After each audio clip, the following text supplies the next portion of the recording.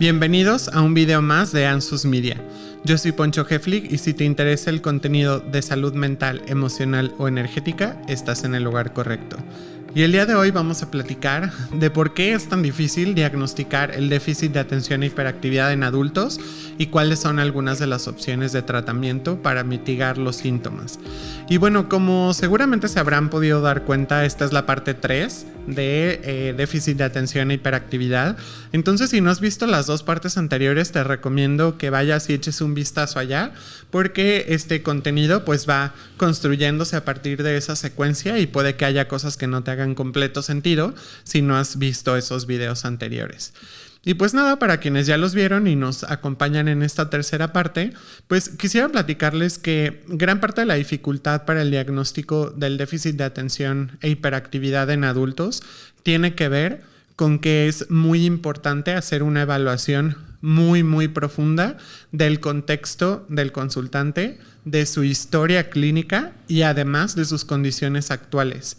La realidad es que la lista de síntomas que ya revisamos de déficit de atención e hiperactividad también pueden presentarse en otras condiciones.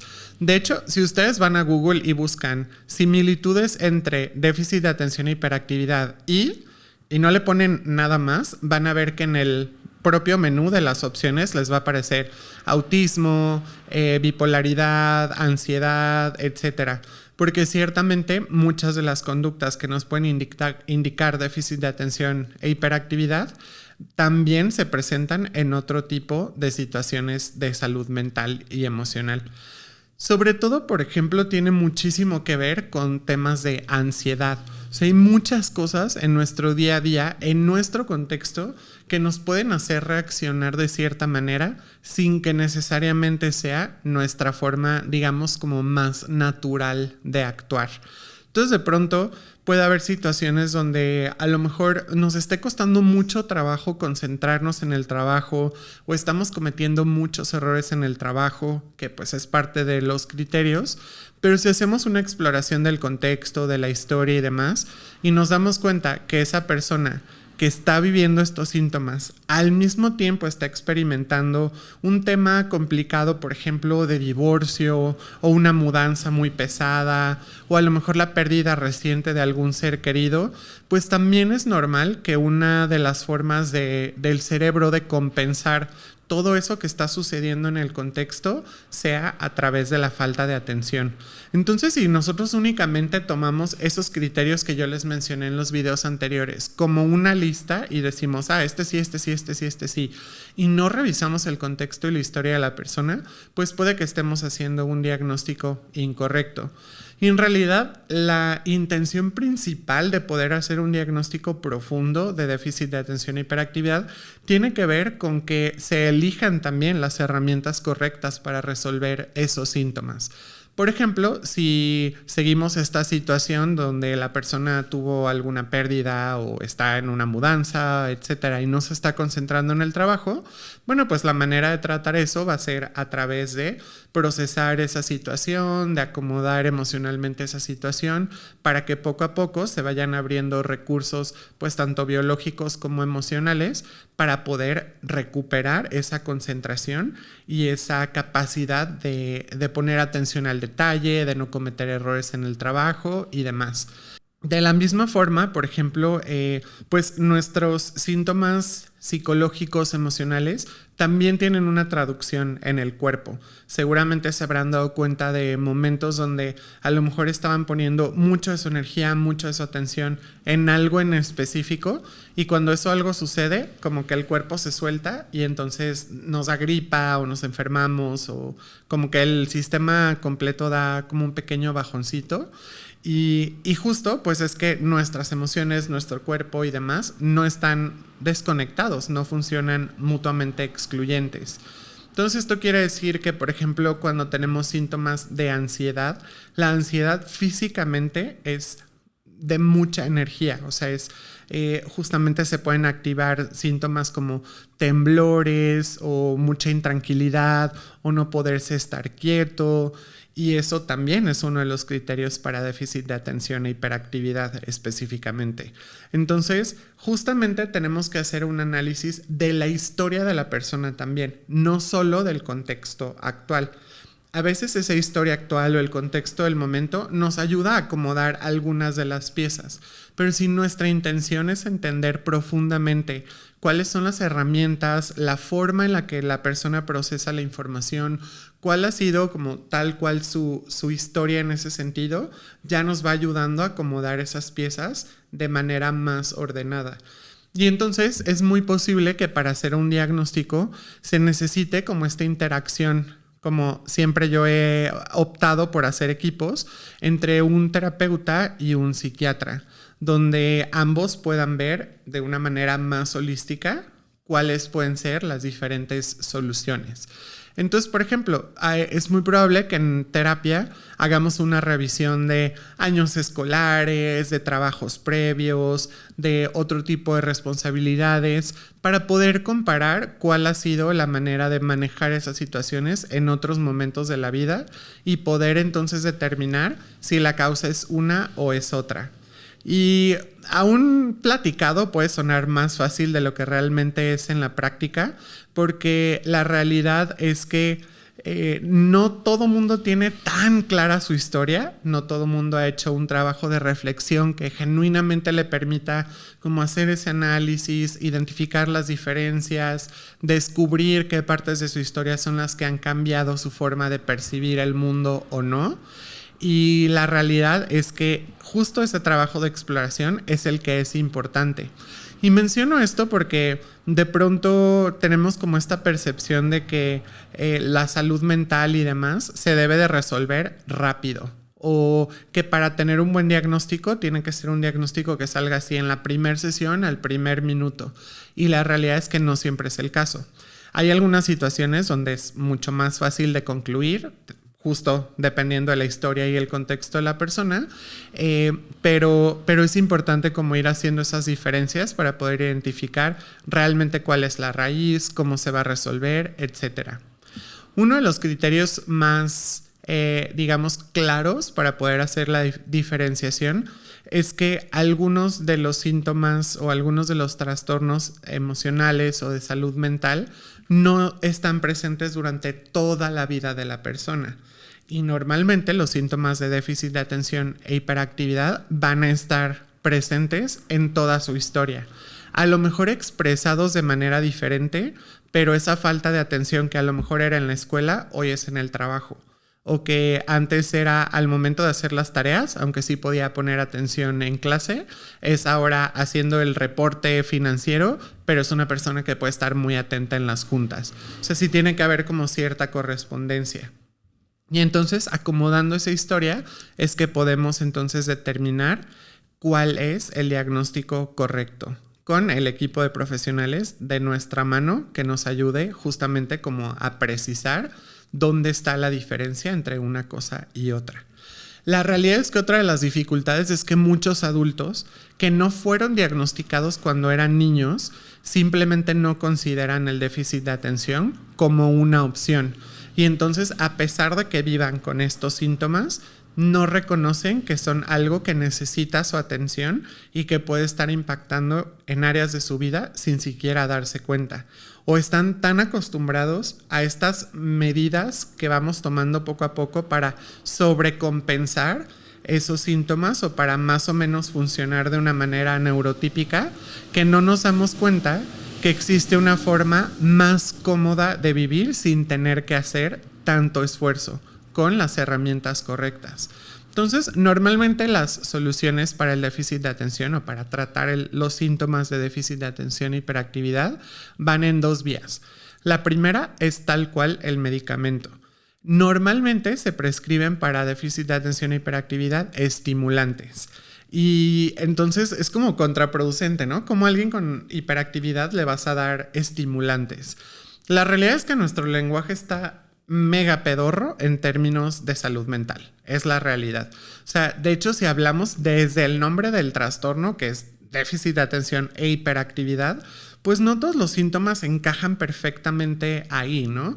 Y justo hacen notar como que fuera un tema de que la persona le vale un poco, como que no pone atención, y realmente estamos hablando de la manera literal en que su cerebro procesa la información. Entonces, pensar que las medicinas estimulantes justamente llevan este nombre, pues es como causa un shock el decir, oye, pero esta persona es hiperactiva y encima le vas a dar estimulante, pues, ¿qué quieres que haga? ¿Que se vaya corriendo a darle la vuelta al mundo? Y la realidad es que son estimulantes de partes específicas de nuestro cerebro. Más particularmente, la mayoría de los medicamentos tienen la función de estimular la parte frontal del cerebro, que es justamente la que nos ayuda a acomodar esos diferentes síntomas. Es la que nos ayuda a concentrarnos en una tarea, a poder iniciar una tarea, a poder cambiar de una actividad a otra de una manera más sencilla, o a poder enfocar esa energía en nuestros objetivos específicos sin que se nos escapen horas del día entre no saber qué está pasando, ver el techo, que si ya voló la mosca y demás. La realidad es que estos tratamientos son bastante efectivos y, como cualquier otro tratamiento médico, normalmente también requieren como pues este periodo de prueba de ver qué medicamento es el correcto, en qué dosis, con cuánta frecuencia, y por eso el acompañamiento de un médico es indispensable para esto. De hecho, la mayoría de los medicamentos para TDAH no se venden así nomás como llegando tú a la farmacia y pidiéndolos. Necesitas una receta y necesitas el acompañamiento de un médico para ello. Entonces, lo químico es uno de los caminos. Aunado a eso, también hay herramientas, específicamente una de las herramientas más comunes para déficit de atención e hiperactividad es la terapia cognitiva conductual, que es un tipo de terapia específico que justamente busca armar a la persona con herramientas y técnicas específicas para, pues, un poco como que hackear ese sistema y poder ser más congruentes o más alineados a lo que les gustaría conseguir dependiendo de cómo cada persona viva sus síntomas.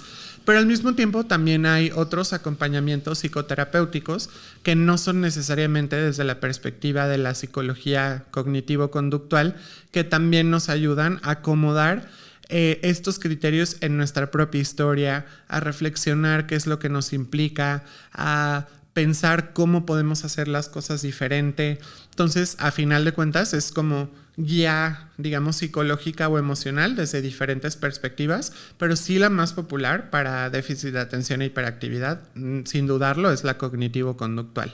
Entonces, esas son como las dos principales áreas a ponerle atención si tú crees que pudieras tener síntomas que hagan match con los videos anteriores, con la lista de síntomas que ya fuimos platicando. Y una recomendación que yo les daría es primero hacer una evaluación de qué tanto consideran que esos síntomas están afectando su día a día, su vida.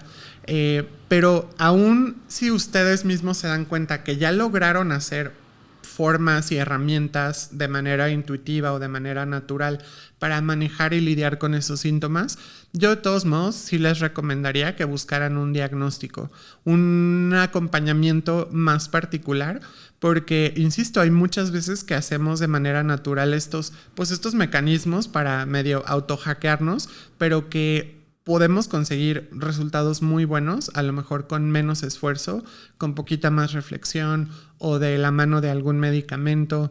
Entonces, a final de cuentas, estos síntomas que hemos platicado, los hemos platicado a través de ejemplos específicos y demás, pero la realidad es que como justamente estamos hablando del procesamiento pues tal cual cerebral, afecta muchísimas áreas de nuestra vida y posiblemente áreas que ni siquiera nos hemos dado cuenta que han sido afectadas. Entonces, yo les recomiendo que si por algo les sonó los videos anteriores, sí busquen ese acompañamiento, sí busquen esa guía para pues ir navegando esos mares con un barco pues mejor preparado, más chido y que no sea tan pesado, que no les consuma tanto esfuerzo, tanta energía.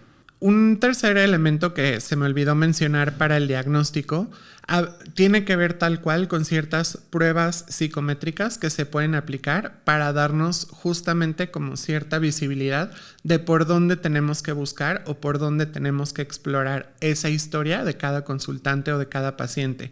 Justo porque no todos vivimos los síntomas exactamente igual, es importante tener pues algún punto de referencia para nosotros saber exactamente cuáles son los sospechosos, cuáles son los culpables e ir armando ese rompecabezas.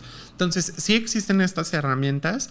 No les quiero mencionar aquí ninguna porque justo no quiero que se autodiagnostiquen.